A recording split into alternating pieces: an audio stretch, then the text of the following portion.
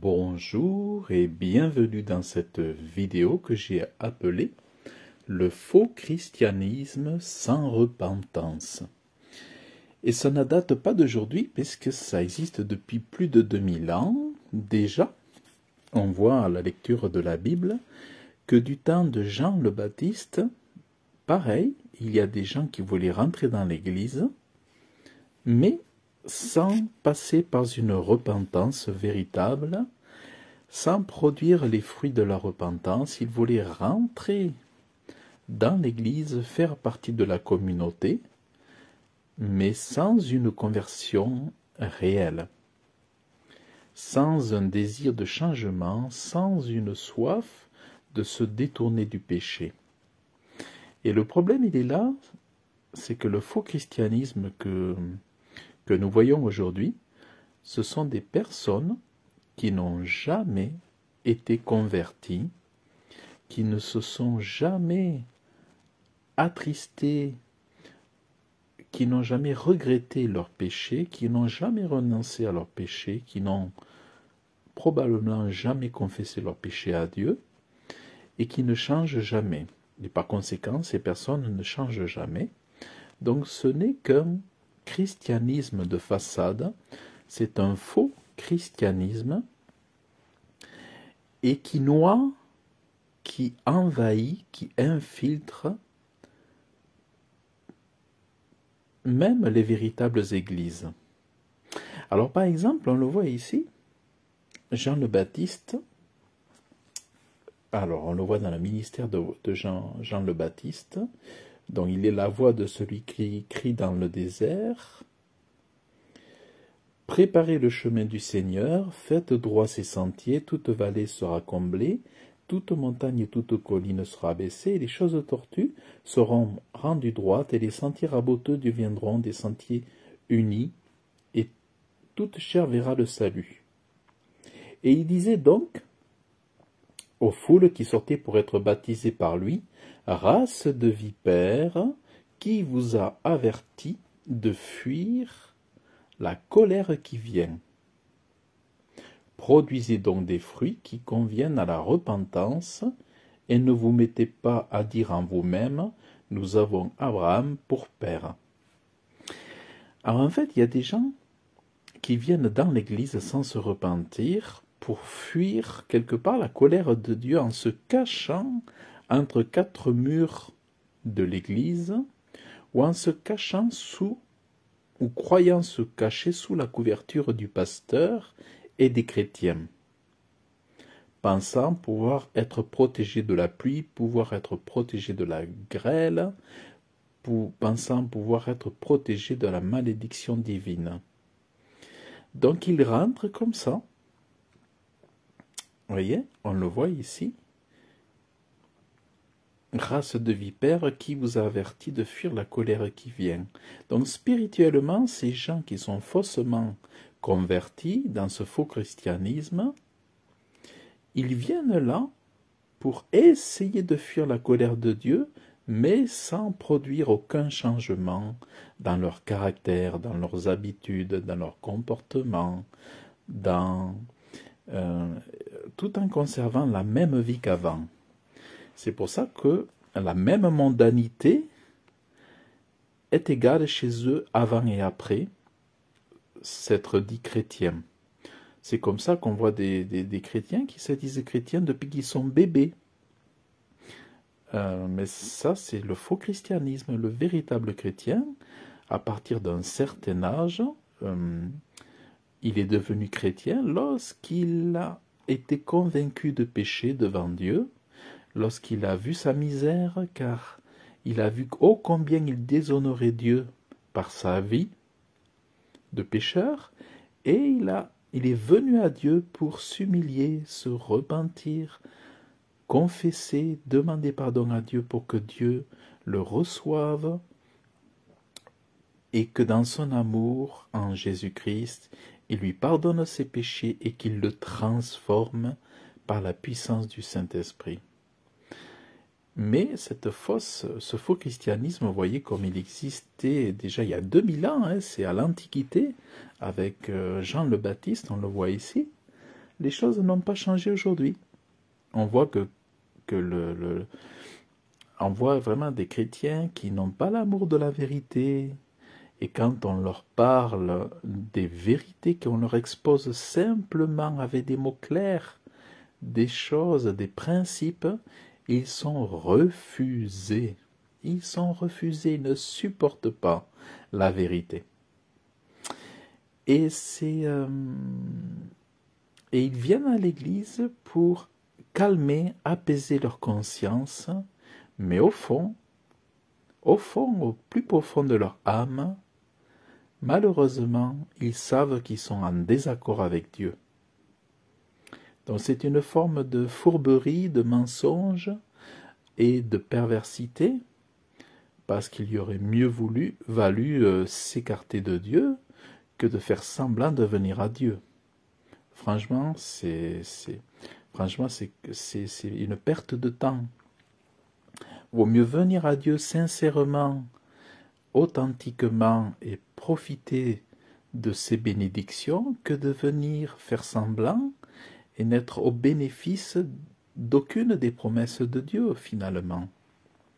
Donc voilà, c'est vraiment regrettable. Et ces gens-là, en fait, ils infiltrent l'Église, donc ces faux chrétiens infiltrent l'Église, pour détourner, décourager ensuite et contaminer de leur fausse foi les véritables enfants de Dieu.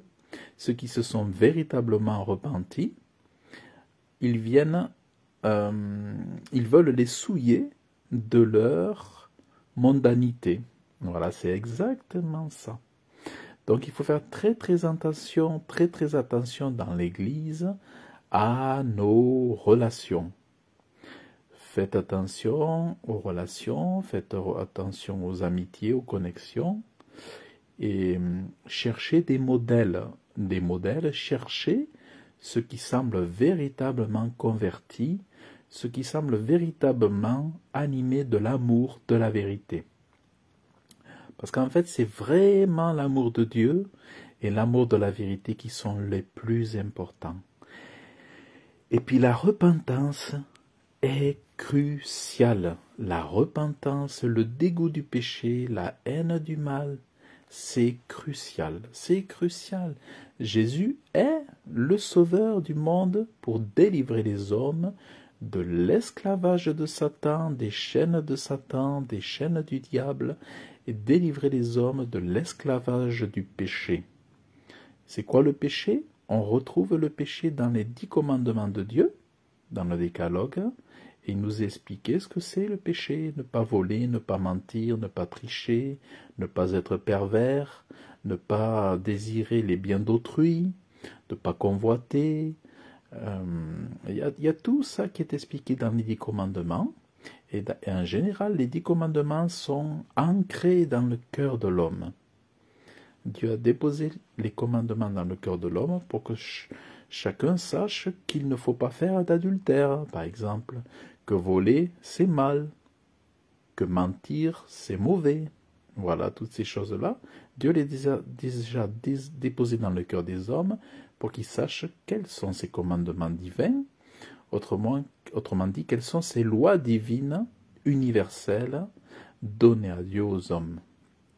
Donc voilà, le faux christianisme produit les faux évangiles, les fausses doctrines, les fausses chrétiennes, les fausses fêtes chrétiennes et les fausses églises, évidemment, les fausses églises. Et tout ce qui est à l'œuvre derrière tout ça, évidemment, c'est le serpent ancien, le diable, le rusé. Donc vraiment, faites très attention. C'est pas tout ce qui s'appelle église qui est église. C'est pas tous ceux qui s'appellent chrétiens qui sont chrétiennes. Non, non, non, non, non. Un chrétien, c'est quelqu'un qui est différent d'un païen. C'est quelqu'un que quand il parle, tout est pesé, tout est mesuré. C'est quand vous le regardez, il doit être différent. Ça ne sera pas pour autant un moine ou une bonne sœur, puisque eux-mêmes, moi je m'oppose aux doctrines catholiques, Et j'ai dit plusieurs fois que le catholicisme a été inventé par Satan. C'est une fausse église, dite chrétienne, pour perdre, aveugler les gens, pour leur brouiller le véritable chemin vers la véritable église. C'est vraiment... le catholicisme a été créé pour brouiller le chemin jusqu'à Dieu, jusqu'à la foi véritable. C'est vraiment comme un brouillard que le diable a mis là pour que les gens se perdent, pour ne pas trouver la voie qui donne l'accès à Jésus-Christ et au véritable évangile. Or, ce que je conseille, c'est de se diriger vers des églises dites évangéliques, dites protestantes, et c'est là où l'enseignement sera le plus juste, le plus correct. Donc vraiment, soyez très précautionneux quand vous vous orientez pour trouver Dieu, parce qu'il y a beaucoup de sectes, il y a beaucoup de gens qui sont là pour voler, détruire, pour des motifs méchants, voilà. Donc il faut faire très très attention.